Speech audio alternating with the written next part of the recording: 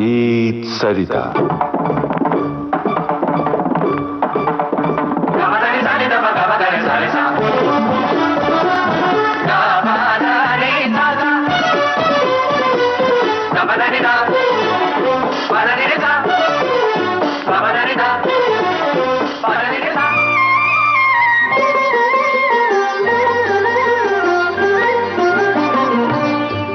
बांसुरी के स्वर वितान।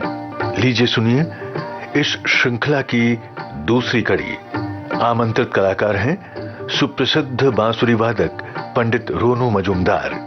आपसे बातचीत की है जयंत पात्रिकर ने। श्रोताओं, हमारे साथ है जाने माने बांसुरी वादक पंडित रोनू मजूमदार जी। पंडित जी, फिर एक बार आपका स्वागत है। नमस्कार। जब बांसुरी की बात होती है तो याद आ जाते हैं भगवान श्री कृष्ण जी। श्री कृष्ण के साथ मुरली का संबंध कौन नहीं जानता। एक बार कृष्ण की सखियां और गोपियां जो है वो जलने लगी बांसुरी से, ईर्ष्या होने लगी। बांसुरी से कह रही थी कि इतने करीब कैसे हो कृष्ण के, हमेशा होठों से लगी रहती हो। तो बांसुरी का जवाब था, एक बार मुझे देखो, मैं कितनी सीधी हूं, मुझ में कोई गिरह नहीं है, कोई गठान नहीं है, कोई गांठ नहीं है जी, कोई मोड़ नहीं है, और अंदर से मैं पूरी खाली हूं। मतलब कोई अहंकार नहीं है। सत्य। और मेरे तन पे जो छिद्र बने हुए हैं, हाँ। उन छिद्रों से षड रिपु, काम क्रोध लोभ मोह मत्सर, ये बह चुके हैं। ऐसे हो जाओ तो तुम भी कृष्ण से मुंह लगी हो जाओगी। वाह। तो ऐसे ही बांसुरी का रूप जो है, जब बजाने वाला खुद धारण कर लेता है, यानी वो बांसुरी के साथ एक रूप हो जाता है, तो वो कलाकार ऊंचे दर्जे का हो जाता है। और वो हमारे समक्ष है, यानी आप। हम तो प्रयास करते हैं, भगवान की पूजा करते हैं, बांसुरी के द्वारा उन्हीं को बुलाने का हर पल प्रयास रहता है। और धृष्टता के लिए मैं क्षमा चाहूंगा पंडित जी। क्यों न मैं पंडित रोनू मजूमदार की जगह आपको पंडित वेणु मजूमदार कहकर बुलाऊं। वेणु तो इतना आप एक रूप हो गए हैं बांसुरी के साथ। दरअसल ये जो मेरा पेट नेम जो सेमी पॉपुलर हुआ, और रानेंद्र नाथ मजूमदार वो सिर्फ किताबों में और सर्टिफिकेट में रह गया। इसका कारण है कृष्ण के गले में जो माला रहती है वो रणु होता है। हाँ।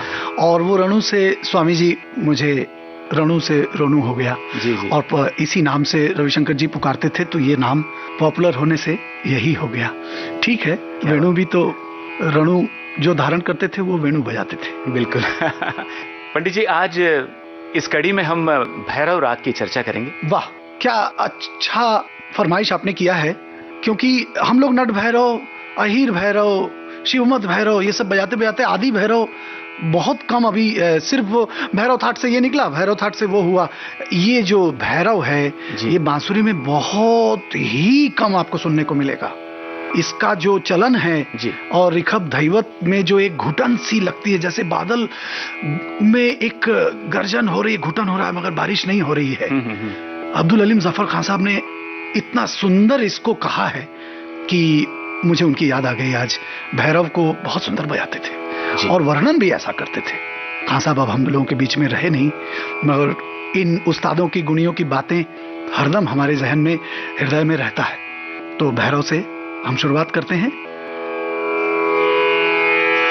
और जो बंदिश हम प्रस्तुत करेंगे वो बहुत गाने की अच्छी बंदिश है। माधुरी मूरत मन में बसी, एक ताल द्रुत।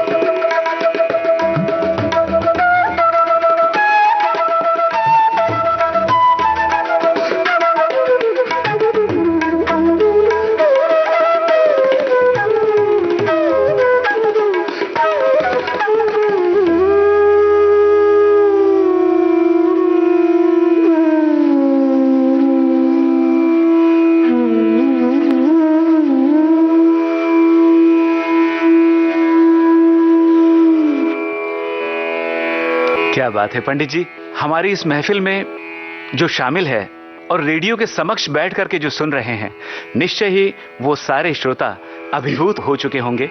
धन्यवाद। 6 जो बेसिक राग्स हैं उनमें से एक भैरव है। बिल्कुल, इन्हीं से हजारों साल पुराना राग है। इस राग से कई रागों की उत्पत्ति हुई है, तो आदि भैरव भी इसको कह सकते हैं आप। शुद्ध भैरव, आदि भैरव या भैरव, यही है। तो भोर के समय के ये जो सुर हैं, जिस गीत में मुखरित होते हैं, वो जागते रहो फिल्म का गीत है, लता जी की आवाज में। वाह वाह वाह। और सलील दा के साथ मैंने बहुत काम किया जी, बहुत सारे बैकग्राउंड म्यूजिक बजाए जो यादगार हैं मेरे बचपन के। टीनेजर जब मैं था 17-18 साल का, जी, तो वो यादें आज ताजा होंगी। ऐसे गीत का आपने नाम लिया, क्यों न वो खूबसूरत गीत सुना जाए। अवश्य। जागो मोहन प्यारे, जागो जागो मोहन प्यारे, जागो नवयुग चूमी नैन तिहारे, जागो जागो मोहन प्यारे।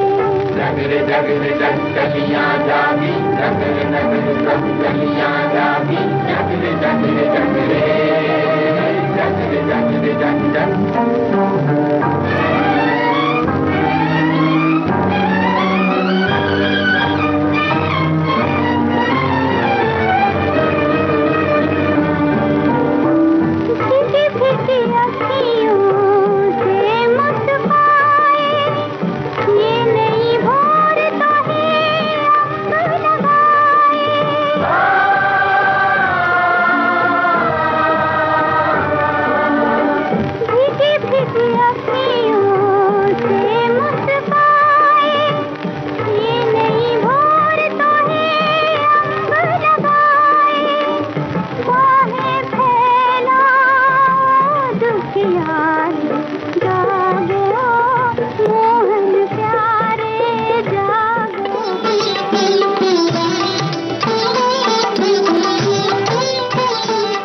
बांसुरी के स्वर वेतान आप सुन रहे थे। इस श्रृंखला की दूसरी कड़ी।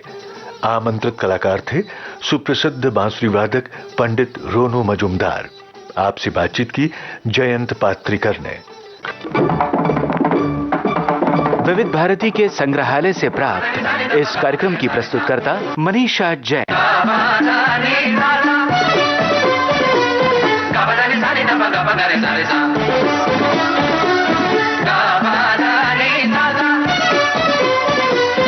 सा बदा नि दा